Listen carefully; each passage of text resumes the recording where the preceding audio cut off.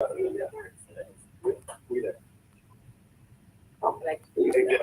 way, on my way home, I'll call you. Is that my Mike Keller will debrief. Okay. Shows up. This is Jeff Lines. I'm testing. Can you hear me? Yes, we can. Ben Walker, can you come on and see if we can hear you? Yes, sir. This is Ben Walker. Can you all hear me? Yes. Okay, great. One small thing I think would be better, we should have thought about this, that both of those presentations, if we can get them printed ASAP, we should have them in here so that folks can follow it rather than up on the screen. So, who can we go? We need to send this to. Okay.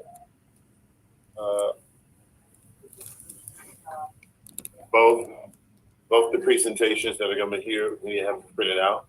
There's no way I want folks following them from up on the screen. Yeah. Yeah.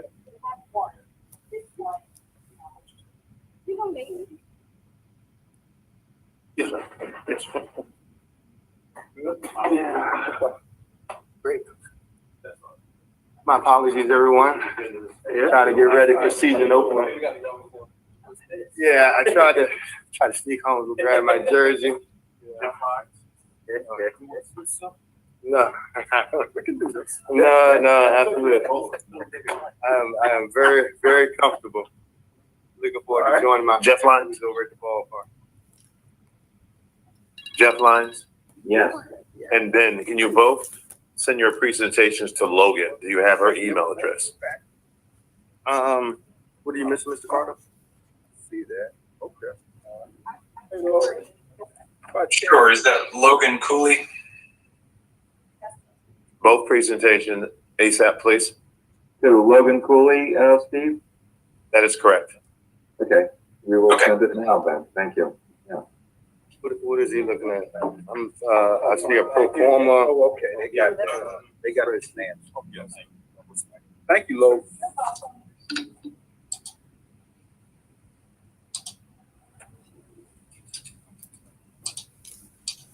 We can also put the presentations up on the screen too, Stephen.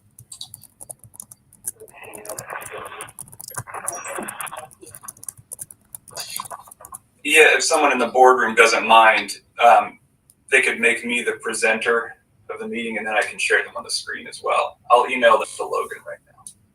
Yeah. Please, you can do that quickly. She'll go do it. Yeah. Sure.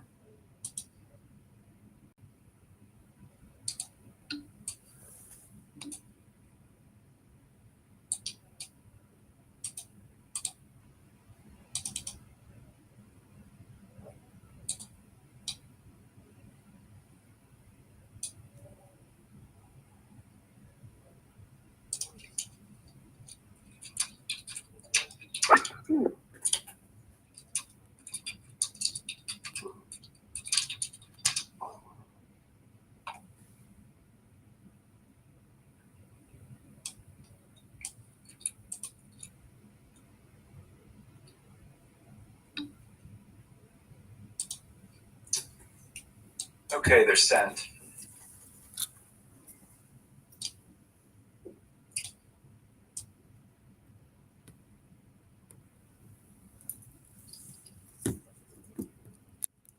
Good evening.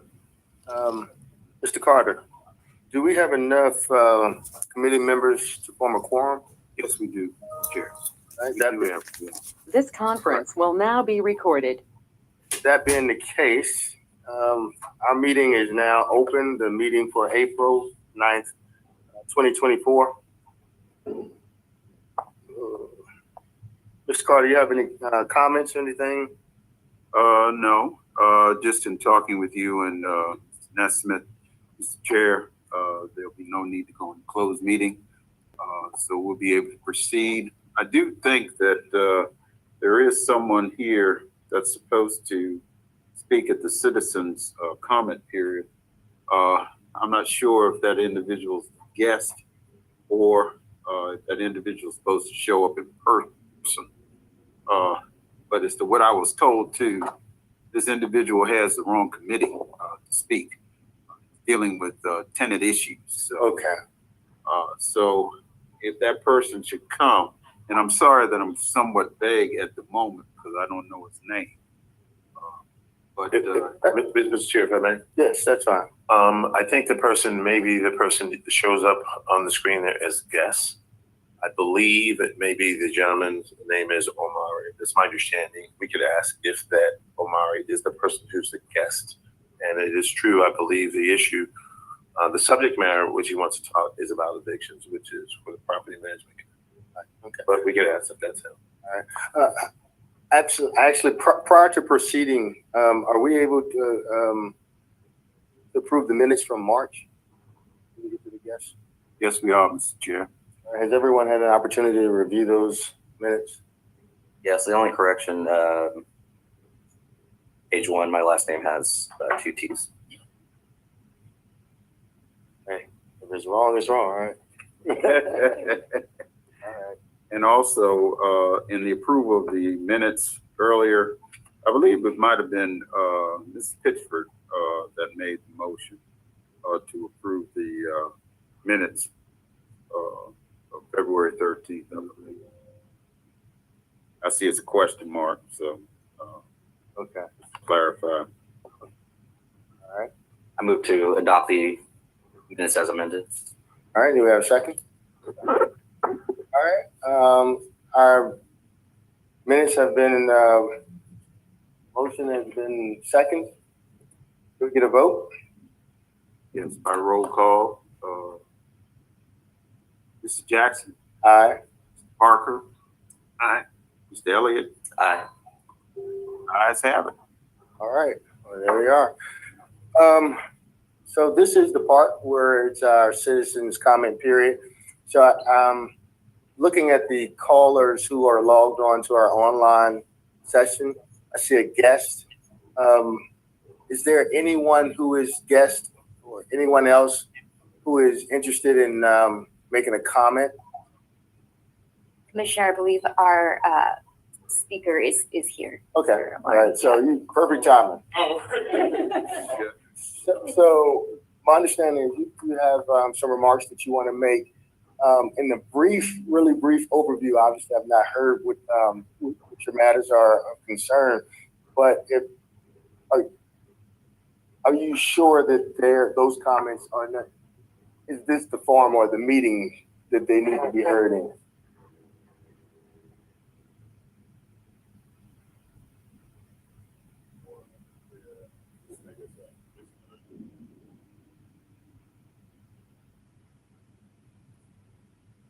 Okay. Gotcha. Perfect. Perfect. That being the case, I'm gonna go ahead and speak, identify yourself and no. You can go down here. Got a microphone for you. No, we're gonna accommodate you better than that. Yeah. My name is Omar El Gaddafi. I'm a community organizer with Legal Aid Justice Center. I just wanted to share some things that have been going on, involving RRHA in the city, some things that I'm observing. In the middle of March, a couple of well-known community members reached out to me and they said, "Hey, Omar, there's a lot of kids getting evicted over in Creighton Court." I said, "Really?" And they said, yeah. And they sent me a link to a city council committee meeting where the CEO and Ms. Kenyatta Green were addressing city council about evictions and stuff.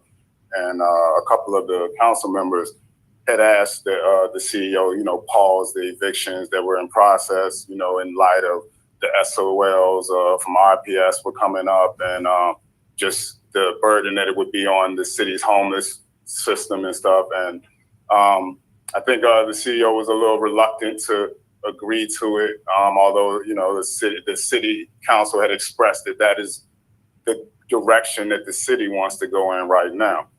And so later I was checking over, eviction dockets, and I was kind of surprised to see that RRHA was still getting judgments against residents because I thought that they were going to, be trying to look for resources for them. And then up until April 2nd, I think I see that actual eviction writs are still being issued after the judgment. You know, so this is like 3 weeks after city council has asked that RRHA pause the evictions, you know, and to look for some alternatives. And so I started to go to some of the eviction proceedings in the courthouse, and I saw a lot of residents that were complaining. They were telling the judge and pleading with them about issues with the repayment agreements. I saw several that said, you know, I finished repaying my repayment agreement, but they're still taking the repayment agreement installment from me. They're still charging for me. And I know that that has happened in the community because I've helped residents that have had that situation. I've reached out to nonprofit organizations, things to help. So I saw, and then so I went and looked at some people's ledgers, the evidence that RRHA has submitted. And I saw people that whose rent was like $760 and the repayment installment was $250. So I couldn't imagine like how someone could come up with that percentage of their rent extra every month, you know, and then I see that there's no fluctuation in it. When people's income goes down, I see the rent going down, but the installment agreement doesn't go down. I talked to a woman yesterday that told me that I haven't gone to see her yet. I'll go see her tomorrow, but she told me that her rent is $275 and that her repayment installment agreement is $380.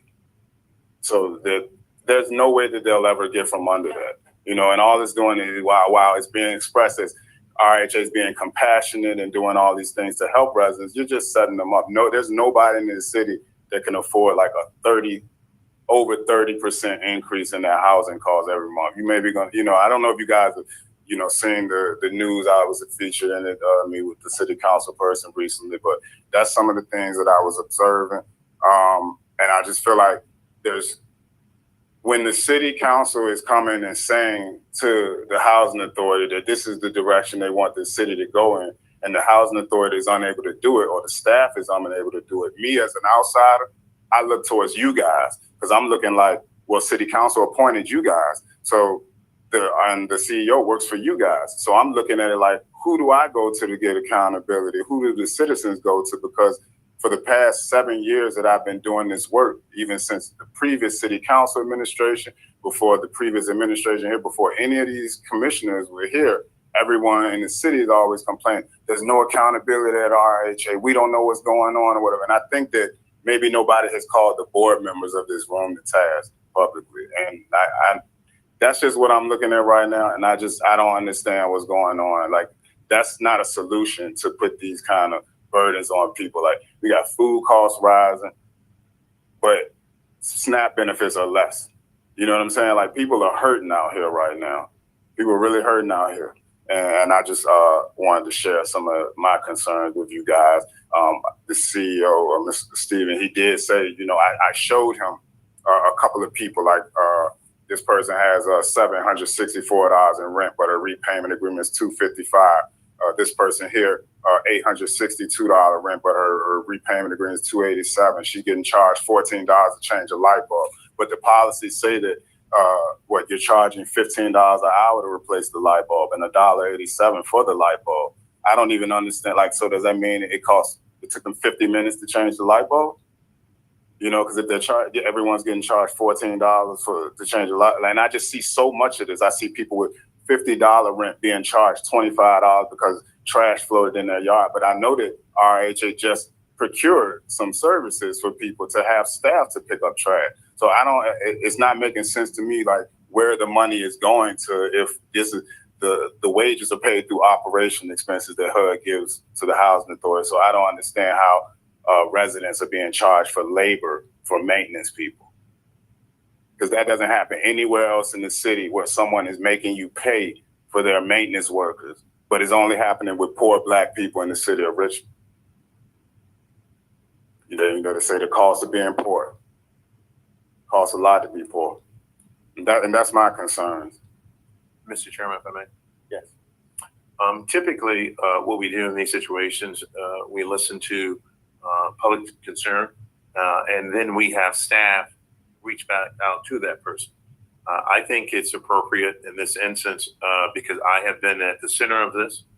I was also on that TV report responding to this subject matter with Councilman Lynch, who I've been working very closely with, and I'll speak to her about that. And Amari's correct. He and I had a conversation, lengthy one, after the Creighton Court announcement we had recently. And I told Amari that if he had evidence where there was a clear delta between what someone was owed and that that repayment plan was something that would put them in a trap where they just couldn't pay, that I would give me the evidence, give me the specific cases, and I'll look at it. But that's not the case with the vast majority. But I do want to do one thing, if you would allow, Mr. Chair. Two, we will respond, and we are working in a document, Kenyatta Green and I and the team. We're not only going to respond, because we just testified, Kenyatta, to the entire city council on the campaign that we do from January all the way down to December, month after month, month after month, asking our residents, pay your rent, pay your rent. And in fact, we've knocked on doors with members of city council, right?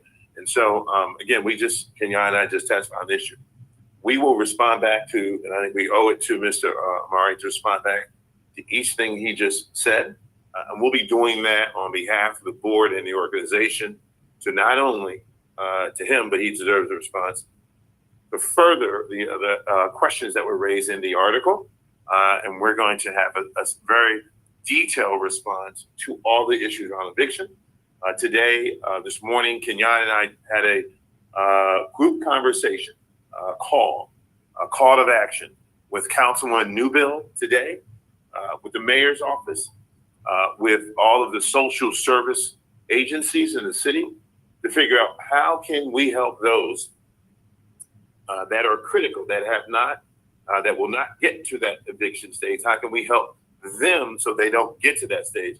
And then we have another group that have balances that are really, really hard to reach. And what we're doing collectively as a city, because, at the end of the day, we are an income-based housing. We don't have free housing.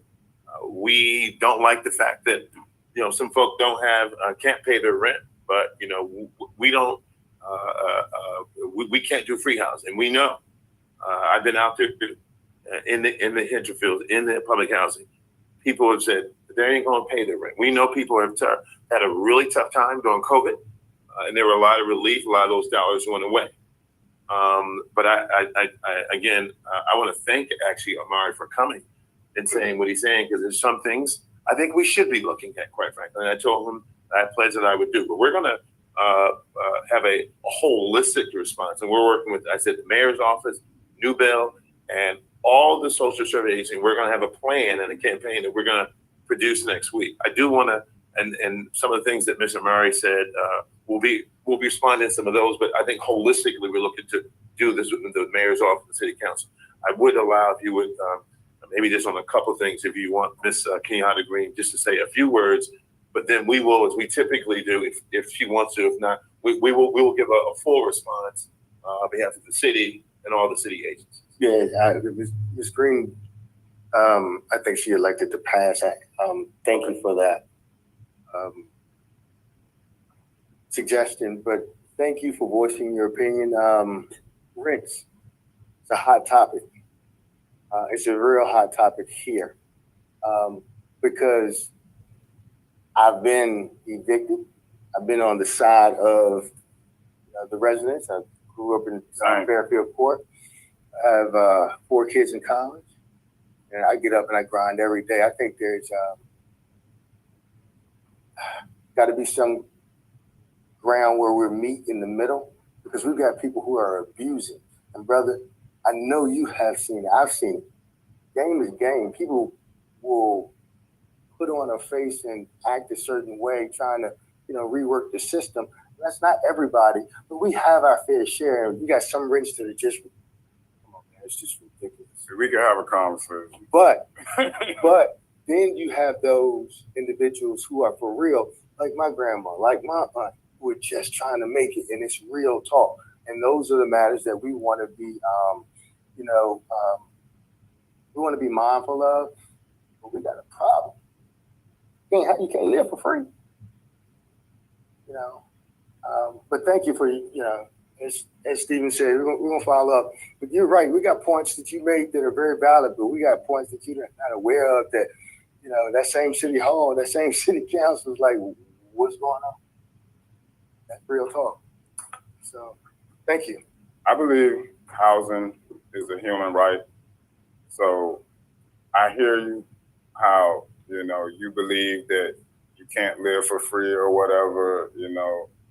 I'm not you know, I think that it's up to us to change the world for the better for humanity and not just, you know, accept a system that the colonizers gave to us to teach us to commoditize housing, you know.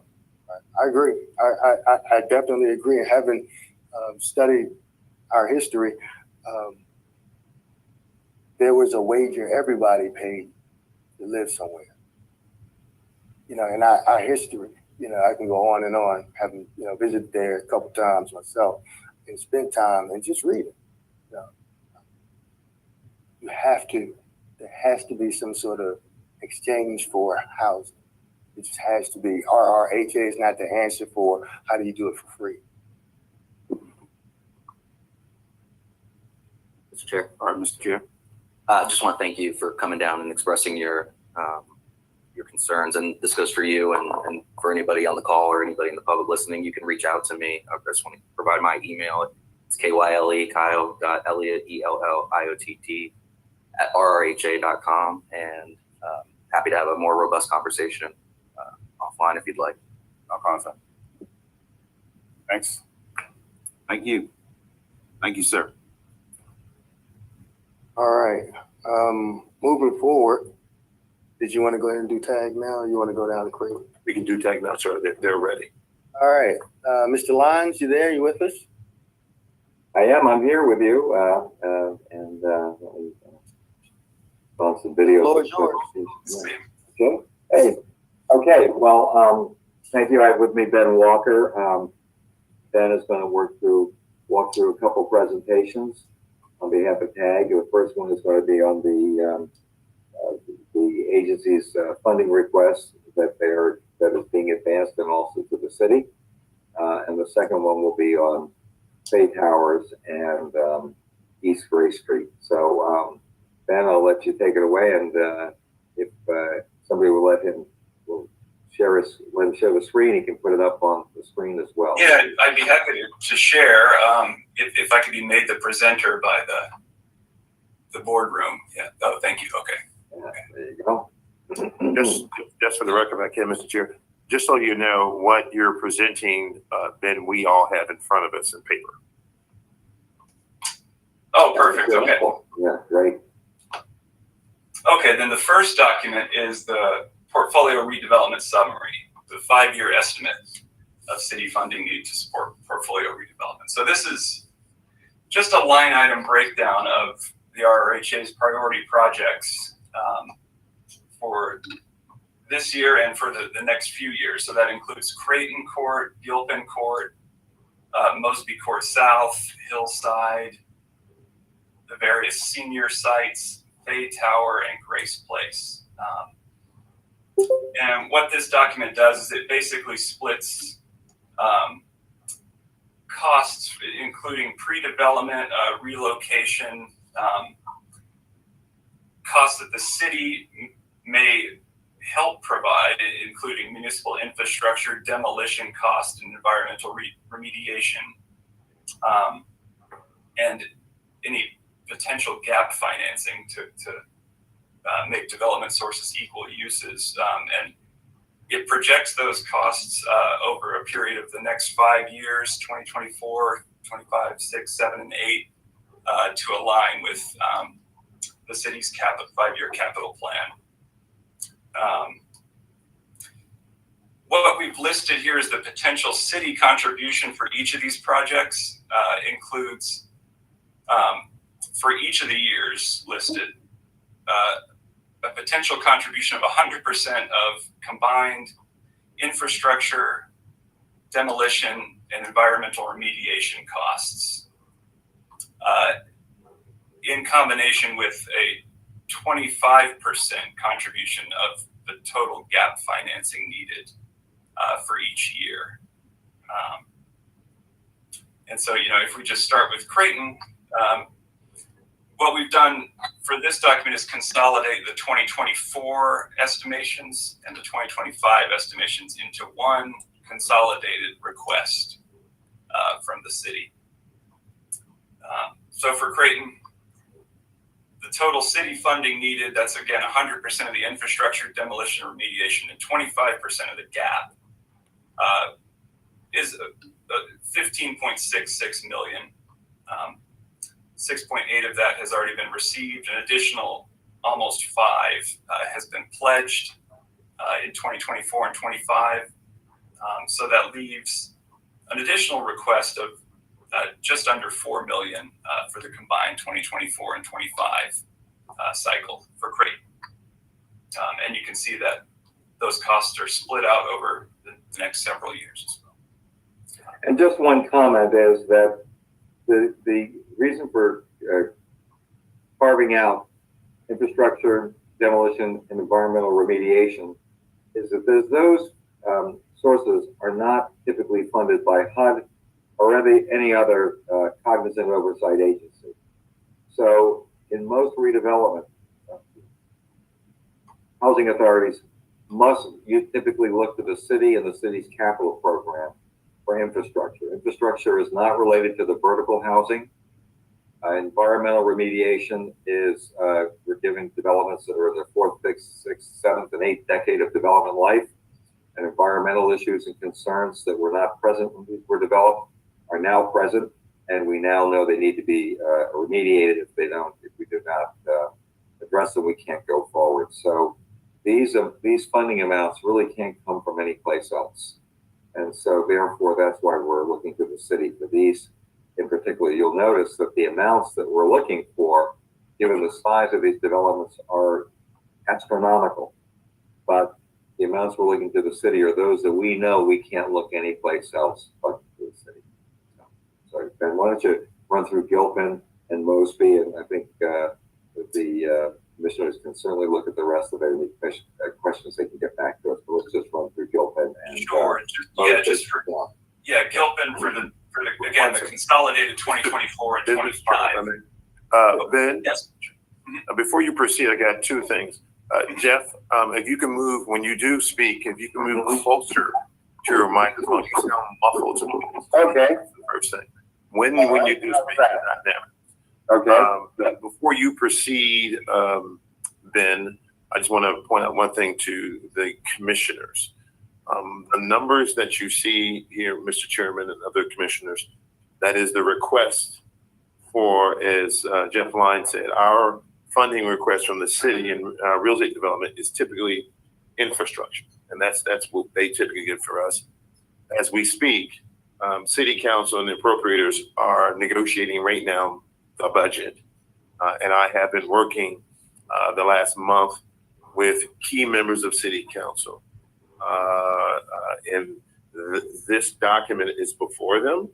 It is a part of the negotiations, and they're making that ask. I was clear with the mayor that ask was coming from RRHA and the board through city council. And literally they're in budget negotiations right now. And so the numbers that Ben are going through and what you see here now, I have submitted to city council. We'll see what happens so far.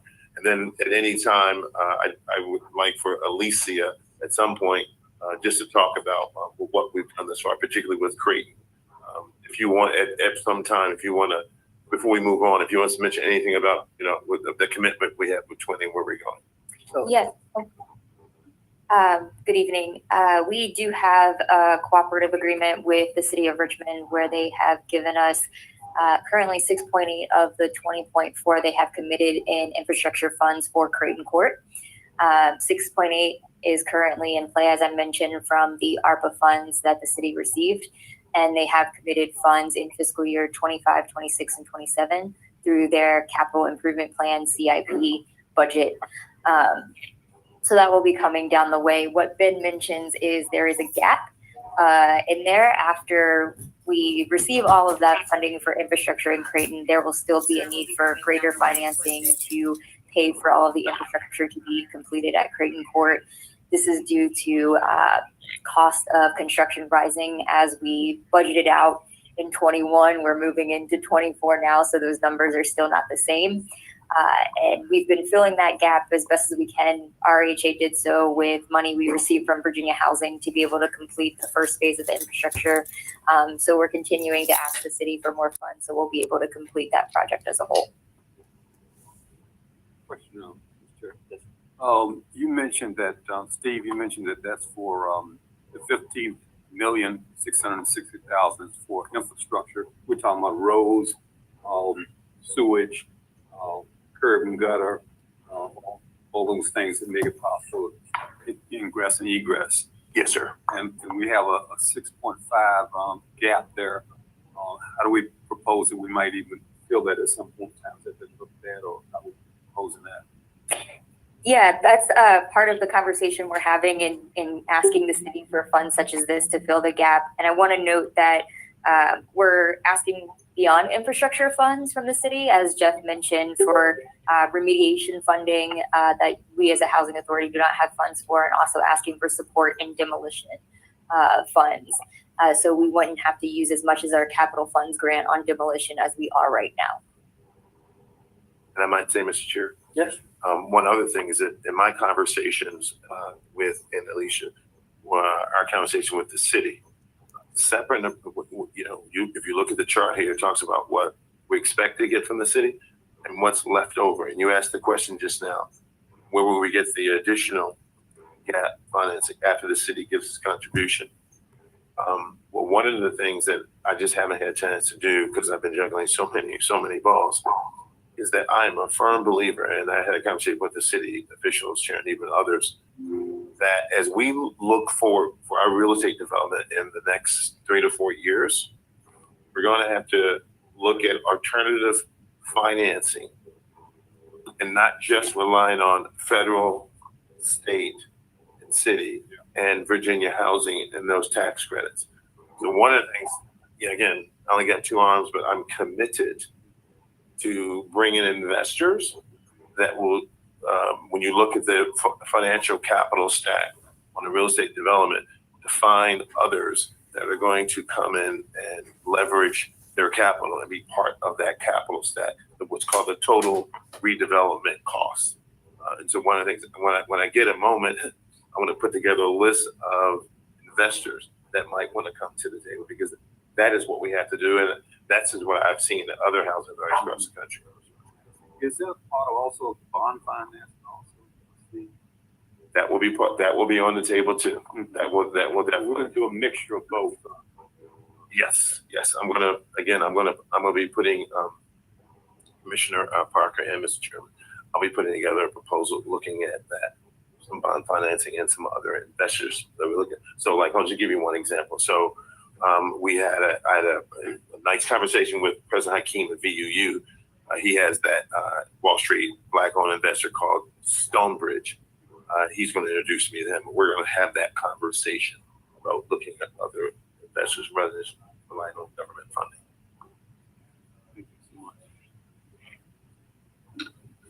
All right, guys, want to keep moving forward? Sure. Should we take a brief look at Gilpin? Sure, that's, yep. Okay, so for 2024-25, the consolidated ask from the city is just over 11 million. The costs going into that are 45,000 in make-ready costs, an additional 15,000 in relocation, an estimated 2.5 million in pre-development, just under 10 million in combined infrastructure, demolition, and remediation, and an estimated gap of 6 million for 18.4 million total. Subtracting pre-development and relocation costs to get a better idea of what the hard construction costs, including infrastructure, will be. That is 15.8 million, just under 16. So asking the city for 100% of infrastructure, demolition, and remediation, that's an ask of just under 10 million for 2024 and 25, and an additional $1.5 million as a 25% contribution to fill that gap. for Gilpin Court.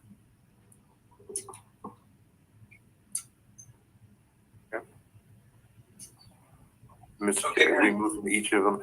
I can just one quick note on Gilpin Court, sir. Yep. Mr. Chair, as you know, your committee voted on the new developer out of your committee, and it's coming to the full committee. So just.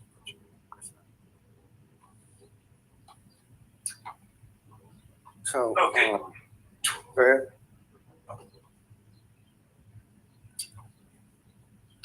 Should we move on to Mosby? No? Well, yeah, Mosby's active. I don't know that we anticipating going through all of these. I mean, but yeah, Mosby. Let's go ahead and do Mosby. That's an active site. Essentially, what would be 795,000. That's correct for 2024-25. Yep, that includes an estimated $1 million in pre-development and 795K in infrastructure demo and remediation. Yeah, no gap is projected right now for 2024-25. So the city ask for 24 and 25 would just be the 795 in infrastructure. Yeah, they'll be going forward with a closing development. The first phase will be in 2025. So this just reflects some initial environmental and infrastructure work that'll be necessary. You'll see a big number in 26 as the project gets underway, but this is the initial request for 24. And you said, if you would, Jeff, repeat that statement you made about 26. Obviously, it's a $7.5 million need. So, Right. what is So that? after the project goes into Boss, you gotta get that with the next full scale sort of administration. next phase of redevelopment, there'll be a great deal of Oh infrastructure my work God, they're not- as there's reorientation on the site and the implementing will be ultimately the approval of the community unit plan. way. So the initial So basically, like amount for they 20 can't do none of this 25 without the is really city to giving sort of complement what will be 21 the million initial for tax Creighton, credit application. and And then they as we need move into a more 15 million full-scale redevelopment, for the there'll be bottom of them. substantial infrastructure requirements, and that's what's driving the $12 million request in 26.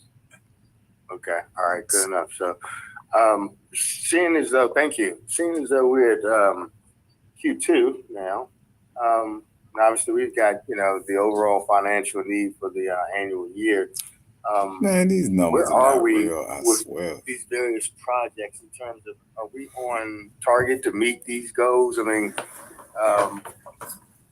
will each development meet the required subcategory of, will all the pre-development, are we on schedule to complete all that for Creighton, for this phase of development this year? I guess the thing that comes to mind is, sure there are gaps of money that we still need, but in terms of milestones, where we are within each one of these projects, and obviously nothing's going on at Hillside, but are we on task? Yes, sir. I'm going to let Lisa walk through what are the timelines. Of course, in your dashboard report, sir, I gave you that's in it. But why don't we take the time now that you're asking, where are we on the timeline in terms of next things for Creighton? Next, what we're doing. Next full board meeting presentation, and I'll let Elisa talk about where we are with the community engagement. So that's where we are at Mosby. You're right. We can skip Hillside, and then we have obviously a big something big on the senior sites. We can skip Faye Tower and Grace because that's going to be here in this second document. But Elisa, why don't you walk through where we are in terms of each of those, skipping Hillside? So they have. It's just right here. It's just, sir, on Faye Towers and Grace Street, and that's it. That's real quick. So with our 3 sites that we're actively focusing on right now, I mean, timelines are always subject to change given we have to go through multiple bureaucratic processes, which we still need to do with Mosby and Gilpin, and that is the Section 18 process, getting HUD's approval to be able to do this demolition. timeline could vary based on how long HUD takes to do that process, also based on how long the city will need to do the environmental review process. Those are going to be the two biggest driving factors on the timeline right now for Mosby and Gilpin. The good news is we do have development partners on board for both projects to be able to move forward and to leverage their private funds to move forward in what we need to do in those communities. With Creighton, I think we're in a very good position right now, given that the city has committed more funding to what they've agreed to give us in the cooperative agreement. That keeps us going, that keeps us moving, that keeps us seeing vertical construction taking place. We are currently working with the community builders to get to a second financial closing on the second construction phase at Creighton, which will consist of a 4-story, 72-unit building. So we just want to keep rolling at Creighton as we're doing so. When one financial closing happens, break ground onto the next one. And that has been working rather well. Virginia Housing has been a good partner in getting us the credits we need to keep going, and is working with us to get that application to a summer 24 closing on that phase. Great, thank you. Thank you. All right, so are we now moving on to Faye Towers, or? Before we do that, sir, and yes, we are. I just want to also add what Alicia said, and that is in terms of timeline, what's the next stage? On the last page of the document we're currently looking at, it does reference our senior sites. We'll be bringing back to you, Mr. Chairman, your committee, about the incredible modernization that we're going to be doing with our senior sites.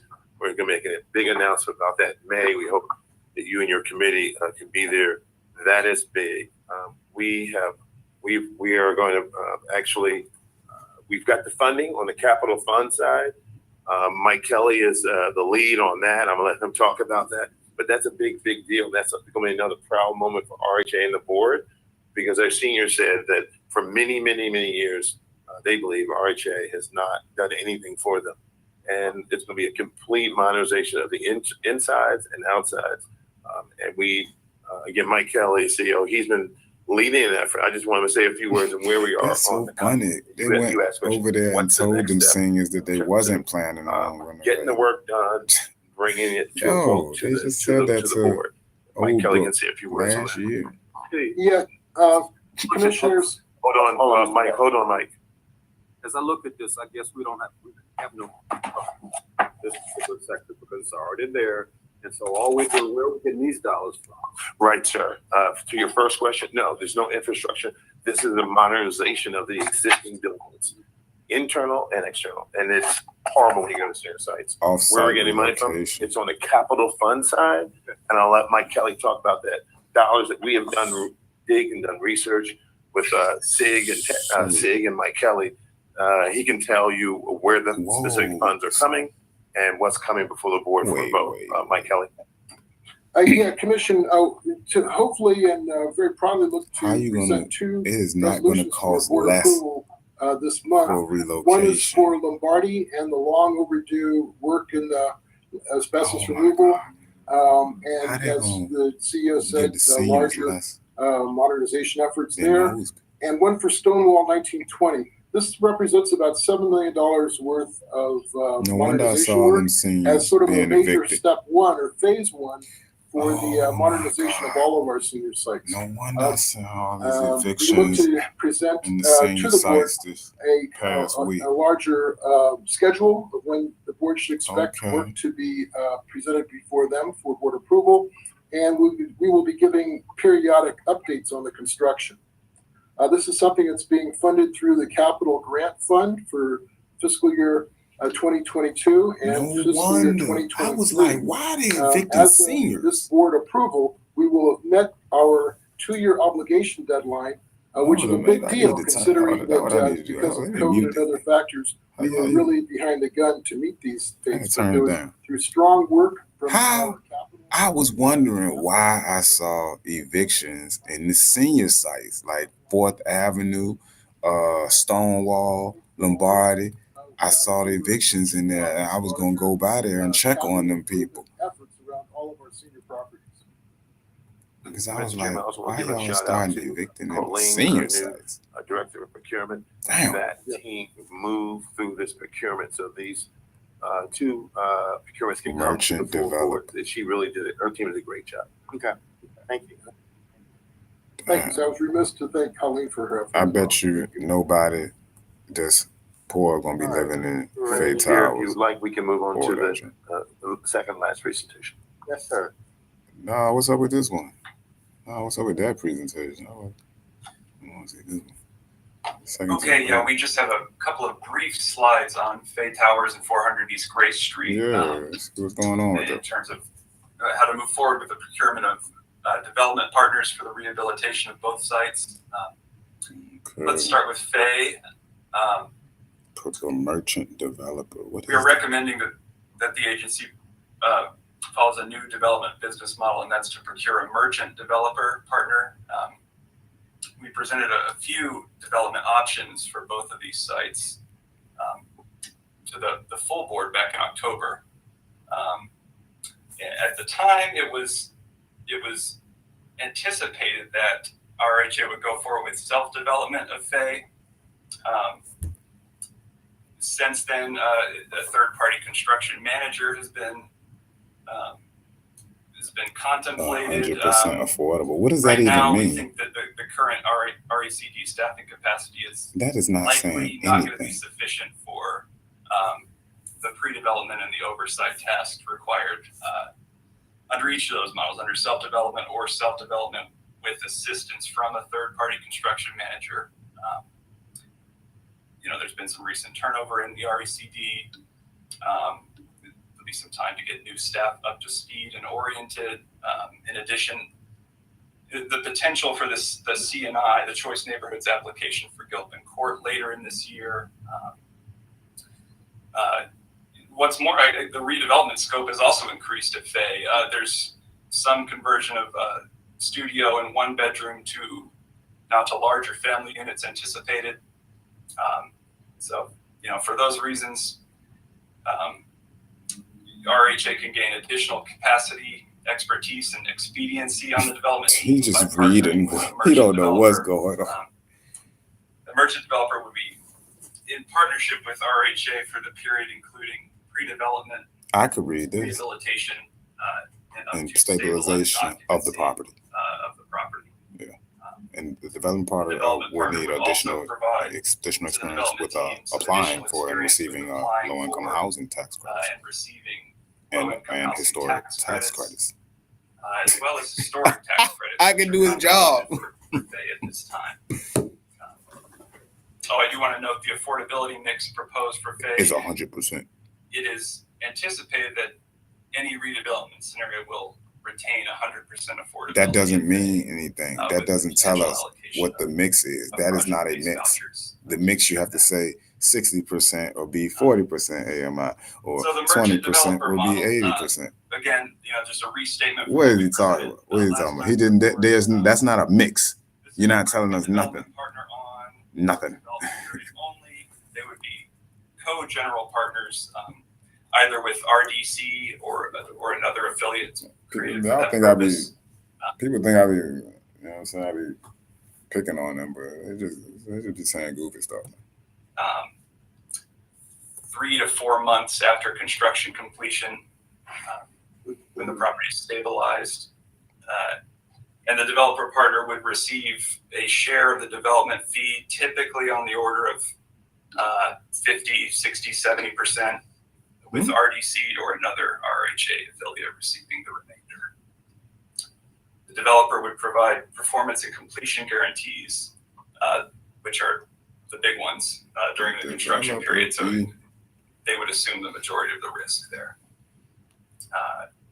And then, of course, probably the chief benefit is upon the developer exiting the general partnership, RDC would then become the sole and managing member of the GP, thus entitled to the full general partner's share of cash flow. That'd be all right if you keep poor people in there. Sale and refinancing proceeds. Yo, they about to make. Contemplated down the line. They about to make Faye Towers, some luxury stuff. Watch what I tell you, boy. People gonna be flocking over there. oh, sorry, I got frozen up. As the managing member, they would be in control of major That building on 400 East Gray Street, through property they are operations. not letting no poor people up in that joint. I know that ain't. So that's for Faye, and then for Grace, Oh, I know y'all don't like a little further You don't like along, to say we poor. recommended the merchant development model. We had a question. Yeah. Oh, is there a question? Sure.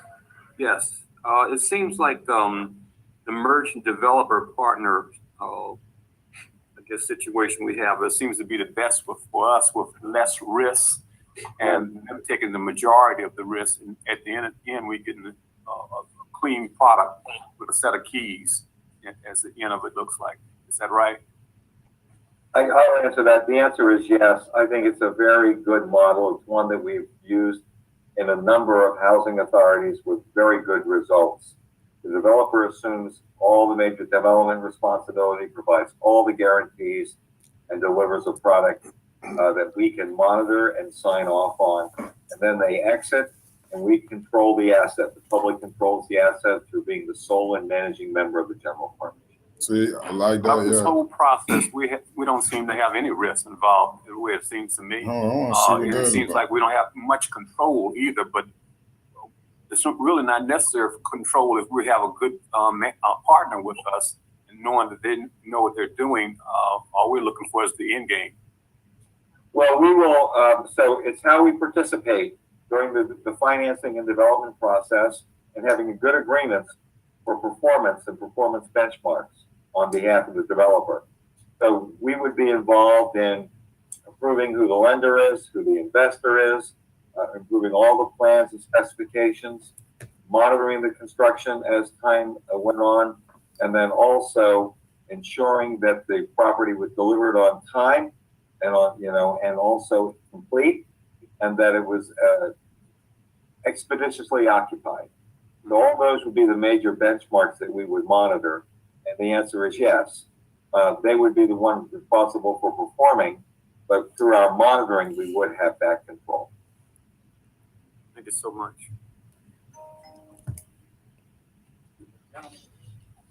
This is Gerald Carter, this is lead counsel. I just had a question.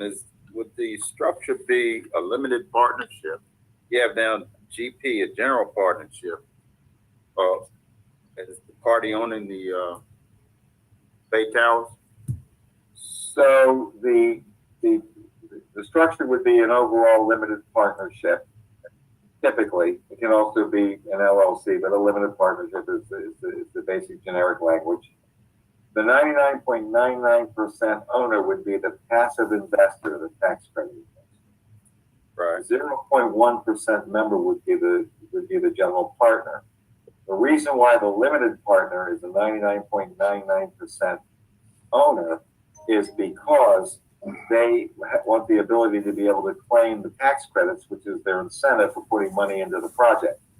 However, with certain restrictions, the general partner, that would ultimately be us, would be responsible for managing, controlling, and executing all the responsibilities with respect to the project. And the investor partner would be there presumably for 15 years, and we would negotiate at the end of the tax credit compliance period that for a nominal cost, if any cost, we would then assume 100% control of the project because the investor will have gotten the benefits of their participation through the receipt of tax credits and the claiming of paper losses during the course of the 15 years. So I hope that answers the question. I hope it's not too much of an answer. No. I mean, that's very helpful because I just didn't see I see the exit. RDC would become sole and managing member of the GP. It's basically controlling the project, but I was just concerned also about the ownership, and that would come 15 years after tax credits burn off. Is that correct? Yes, that's correct. And the LP during the limited partner during the entire time would be a passive member with just certain fiduciary reporting responsibilities to the limited partner to see that we're running the project in a way that won't cause them any financial harm. Otherwise, we have pretty much full flexibility to run the property and serve the households which are very low income, that it was built and designed to serve. Right, and you also mentioned full GP share of cash flow. What kind of cash flow are you talking about? Well, every project is different, but in other words, whatever is distributable cash flow after meeting all the obligations of mostly the mortgage and any other soft loans that might be put in by Virginia Housing or the city or whomever. Once the development partner exits, which would be early in the project, all the cash flow would go to the general partner, with the exception, assuming depending on how it's structured, maybe 10% would go to the limited partner, 90% to the general partner, which would be us, 10% to the limited partner. But many times we can structure the financing such that it goes to soft loans, which ultimately go to us anyway.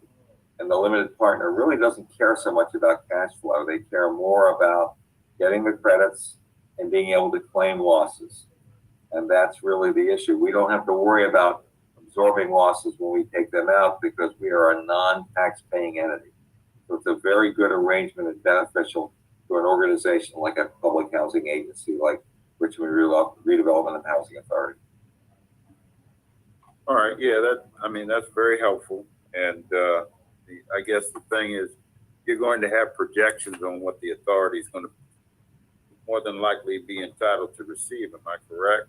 Absolutely. There will be a 20-year pro forma. Now, obviously, get out in the later years, it gets much more speculative, but there'll be a 20-year operating pro forma, which will show the expected income from subsidies and tenant rents, the operating expenses that will be trended using standard industry measures, non-paid debt service and any soft loans, and then the amount that will be left over as cash flow. And so we will have a very good expectation of what cash flow should be. Good. All right. Thank you. All right. My pleasure.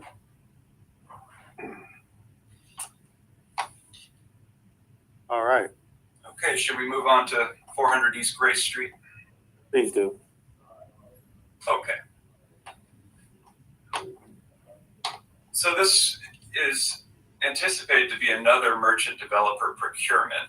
At 400 East Grace, substantial rehabilitation work is required. There's been interior water damage to 7 of 11 stories. That was outlined in an architect's conditions report that RRHA received. But however, that report does not have a detailed cost estimate for the rehab of the building. And so this was kind of always shaping up to be a rehabilitation in partnership with the developer. So we recommended the merchant developer model again to the board in October and have proceeded with drafting the RFP to procure a merchant developer. That draft is complete. It's with the procurement office and is ready to issue. Again, just a note on the affordability mix. This is also planned to be 100% affordable with the potential allocation of project-based vouchers from RRHA. And then just a few committee information items just to summarize Grace and Faye here. So Grace, RFP is ready. Again, the board will have the final say on the selection of the developer once the developer's bids are received. Also for 400 East Grace, we are going to go forward with procuring an architect just to run an independent cost estimate for this rehab. Again, we know it's substantial due to several floors of water damage and just wear and tear from the building's vacancy over time. We think it would be valuable to have an architect perform an independent cost estimate that's independent of the bids we receive from the merchant developer partners, because they'll run their own cost estimates as they model financially the rehab that they would propose to us.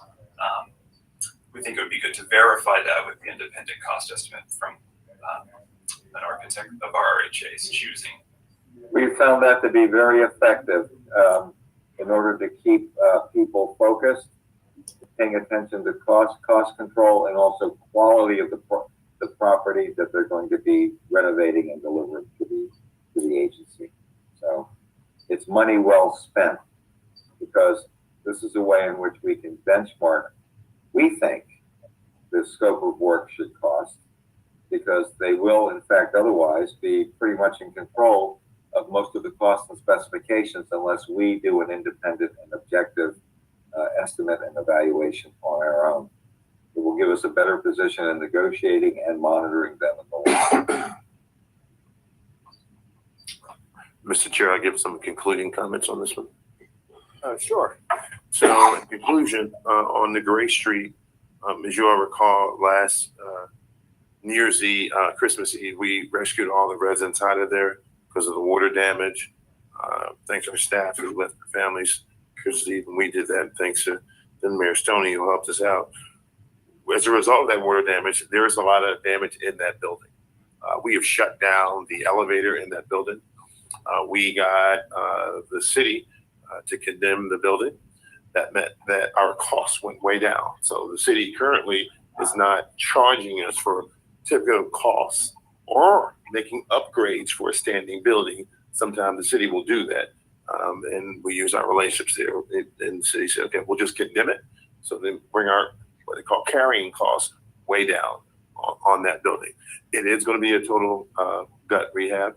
And I'll last say that this is, as you know, Mr. Chairman, real estate is location, location, location, and there's a lot of interest in that, and I think that's going to be a real shining jewel for us, in particular because it's going to be 100% affordable. That's all I'm saying.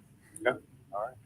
Well, Jeff, thank you to you and your team, as usual, for hopping on and walking us through some of these projects that we have in front of us. We appreciate it. Thank you. Well, it's my pleasure. We're happy to be part of the team and proud of it. So thank you again. Absolutely. A question for Jeff. Yeah. Jeff, do you have any idea how many units we're having in 400 East Grace, or is it too early to know? We have Yeah, go ahead. Yeah, Kelly. Yeah. We have 58 units at 400 East Grace. I'm sorry. There are 58 units 58. at 400 East Grace. I was going to say 56, so thanks for giving the right number. And how It's a many? mix of studios, 1 bedrooms, and 2 bedrooms. At Faye Towers, we are contemplating combining some units, as been mentioned, to make 150 units at Faye Towers. Is downstairs or the first level going to be retail at Faye Tower? That is something that can be discussed with the developer who in the past, we were thinking of using that as community space for our residents, potentially partnering with someone like a Daily Planet of some sort who serves our residents regularly, but that will be a discussion we'll have with whoever we bring on board as a developer. Thank you. Thank you. So, for the last thing. That's it? That's it. Commissioner Elliott, you have any comments, any questions? Nothing for me, Mr. Chair. Thank you. I'm done. Thank you so much. Good presentation. Great job, Ben. We've completed all of our agenda items. In the presentation, one of the things that's very top of mind, that's been top of mind for me and some of the conversations with some of the other commissioners is RDC. While we are very enthusiastic about the opportunities that it presents for us as a board, I want to try to understand our oversight and some of what its inner workings are a little better.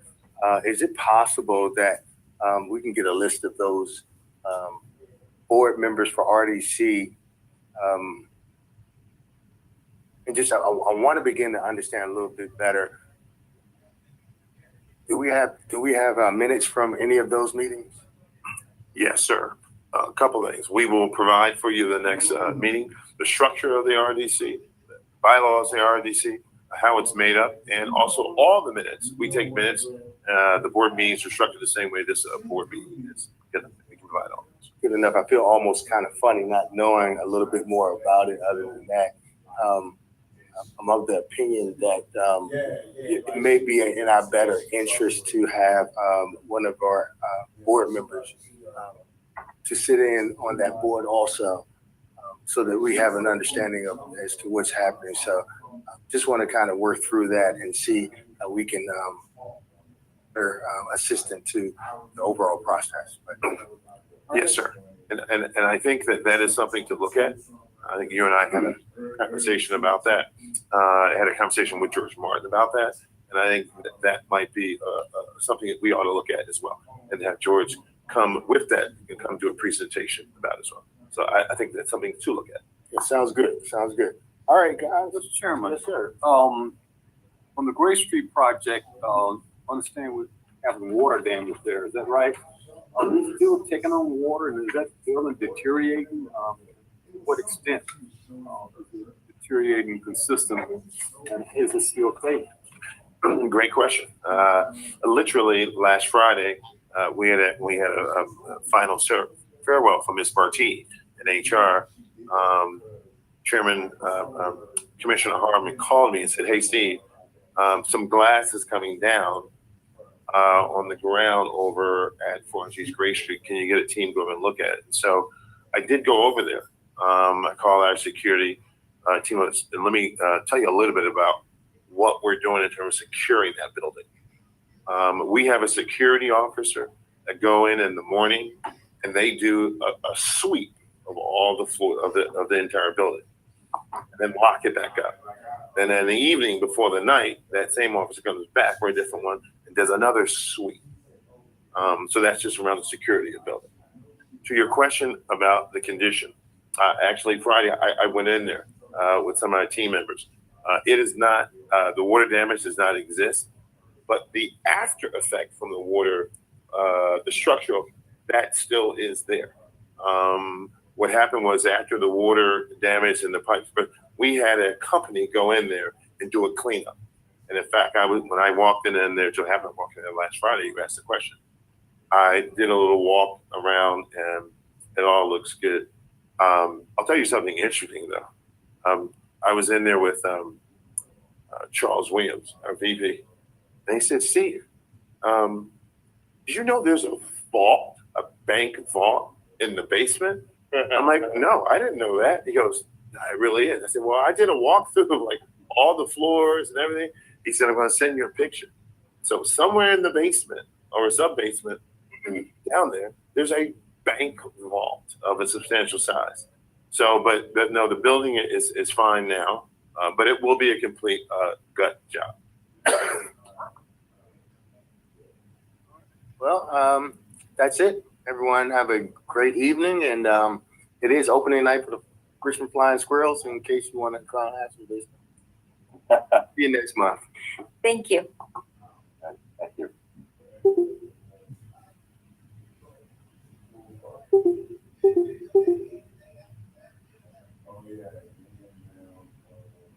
This conference is no longer being recorded.